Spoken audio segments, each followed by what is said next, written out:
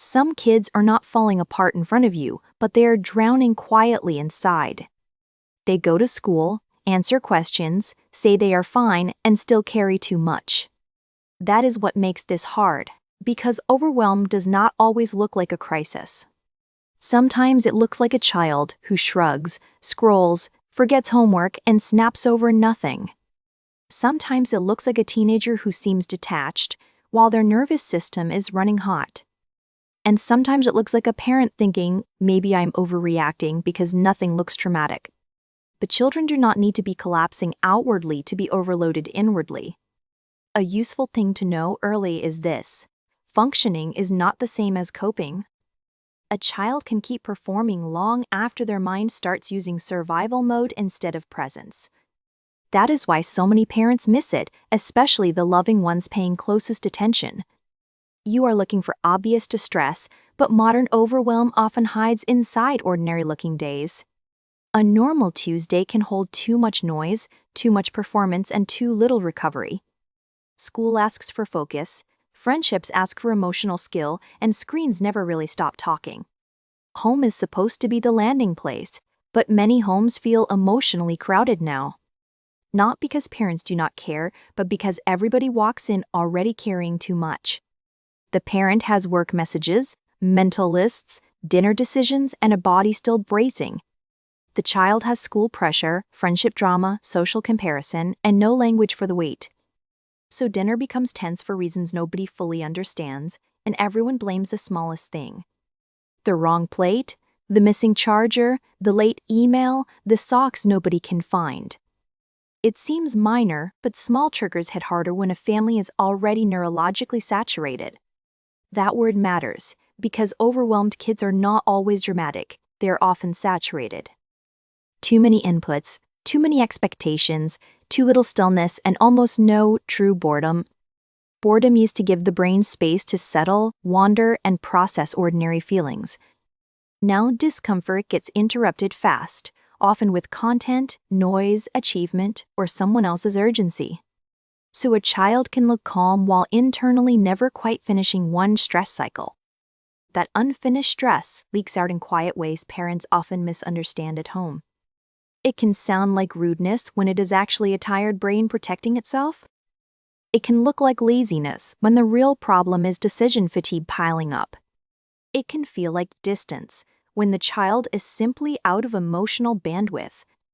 And that matters because what parents call attitude is often overload wearing a disguise. Especially now, when childhood includes adult-sized pressure delivered through very small daily moments. A school app notification can change the mood of an entire house in seconds. A group chat can decide whether a teen feels included, ignored, admired, or ashamed. One photo can become evidence that everybody else is thriving more gracefully than they are.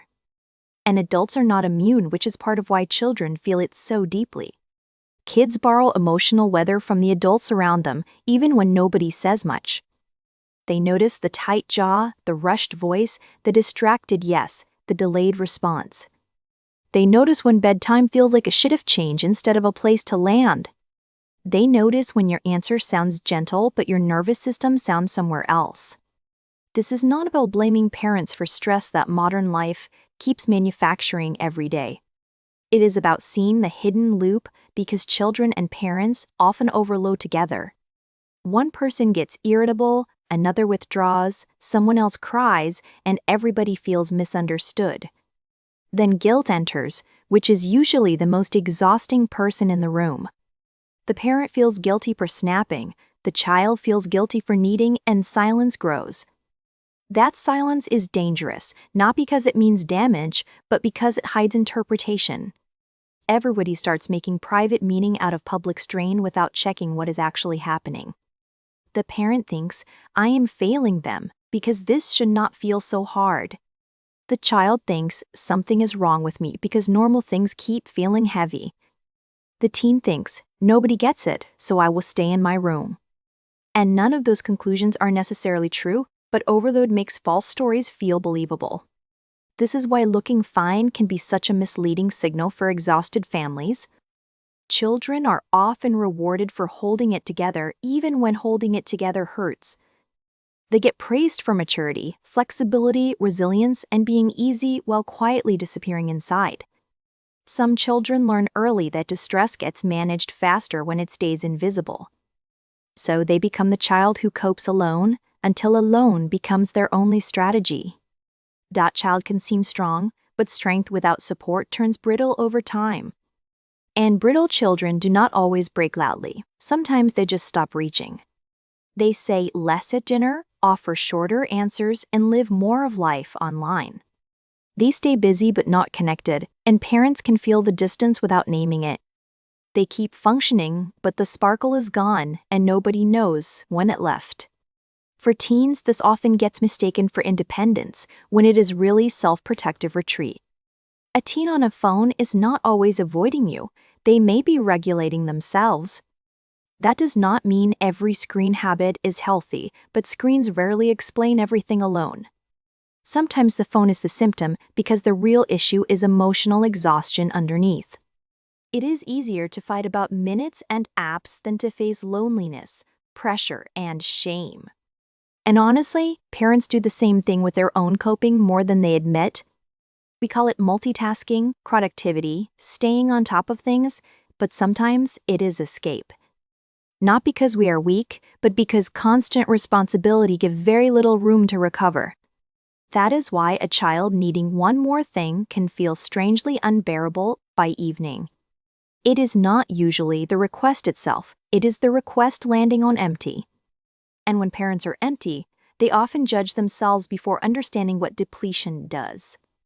Depletion shrinks patience, narrows perspective, and makes ordinary mess feel personally threatening. It also steals playfulness, which is one of the first things overwhelmed families lose. Without playfulness, everything becomes management, correction, scheduling, efficiency, and surviving the next hour. That is when love is still present, but it starts sounding like instructions. Shoes on, hurry up, answer me, not now, please stop, we're late again. No parent wants that to become the soundtrack, but overload makes voices shorter. And children absorb tone faster than explanation, especially when they already feel uncertain inside. So what can a parent actually do when everything looks mostly normal but feels wrong? Start by replacing one question, because the usual question usually leads you nowhere helpful. Instead of asking, "What is wrong with my child?" ask, "What feels heavy lately?" That tiny shift matters, because heaviness invites honesty more than blame ever will. Children usually do not confess overwhelm in polished language, they reveal it sideways. They talk about being annoyed, tired, bored, behind, left out, or needing everyone quiet. If you listen underneath the surface words, the deeper message often becomes clearer. This is too much for me, and I do not know how to say it. The second shift is noticing patterns instead of chasing every isolated behavior. Ask yourself when the friction shows up, not just what the friction looks like. After school, before dinner, during homework, after scrolling, before bed, during your busiest moments. Patterns reduce shame because patterns tell you there is a system here, not failure. Maybe your child falls apart exactly where they feel safe is dropping the mask. Maybe your teen gets cold after school because they have been performing all day. Maybe bedtime battles are not about bedtime, but about accumulated stress finally overflowing. Maybe your own shortest moments happen when work follows you straight into family space. That kind of noticing does not fix everything, but it stops the wrong story. And the wrong story costs families more than most people realize during overloaded seasons. Because when overload gets mislabeled as defiance, everybody becomes harder instead of safer. And when overload gets mislabeled as parental failure, guilt steals energy needed for repair. Repair matters more than perfection, especially in homes that already feel emotionally crowded. Not grand repair, not a perfect weekend, just small moments that lower the temperature. A softer start to a hard conversation can change the entire outcome. 5 honest words can do more than 20 polished ones spoken from tension.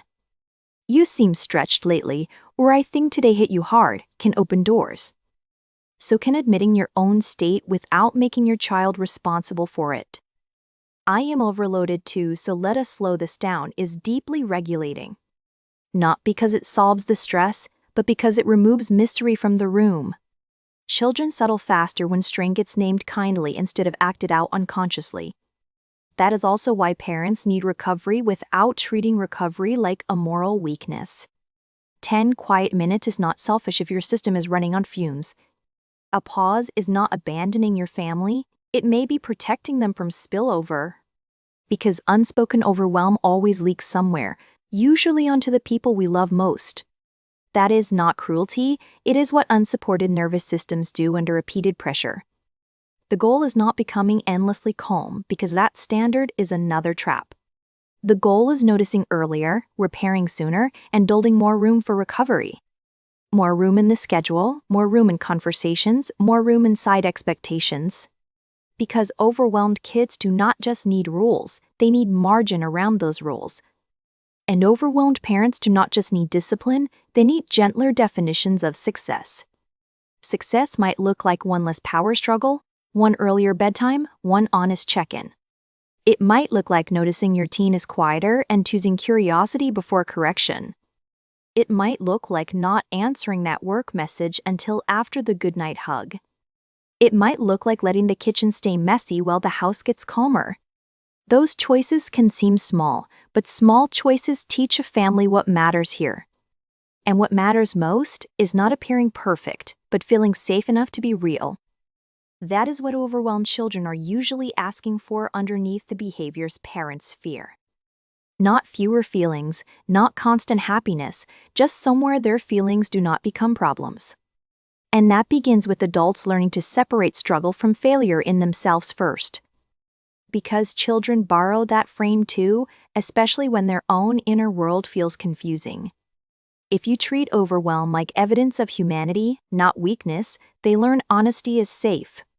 If you treat every hard moment like proof something is wrong, they learn concealment. That is why this matters so much, because hidden overwhelm becomes hidden identity surprisingly fast. A child can start saying, "I am difficult," when the truer sentence is, "I am flooded." A parent can start saying, "I am failing," when the truer sentence is, "I am depleted." Those two mistakes create so much unnecessary loneliness inside otherwise loving homes. So if your child looks fine, but something in you says they are not okay, listen. And if you look fine but know you are carrying too much, listen there too. The surface is useful, but it is not the whole story of a family. Underneath the schedules and screens and school runs, people are trying to stay regulated. Some days they manage it beautifully, and some days they run out of room. Neither day defines the love in the house, even when everyone feels stretched thin. It only tells you where pressure is collecting, and where more care is needed.